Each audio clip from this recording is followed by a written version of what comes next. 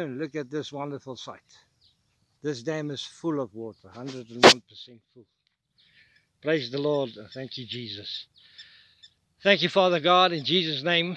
The Lord says that you must have faith that's planted in the ground, concreted deep in the ground, so that your faith cannot be stolen by the Satan, the devil, Lucifer, the dragon.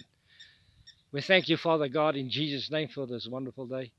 And I thank you, Father God, that you will give your Holy Spirit to your holy people in Jesus' name, so that it can be like this tree, rooted deep in the ground, and that it's fed by the Holy Spirit to become a magnificent, beautiful tree, as it is stipulated in your Holy Spirit word. We thank you, Father God, in Jesus' name. May the Lord be with you, guide you, protect you, and lead you in your spiritual life, in Jesus' name. Amen.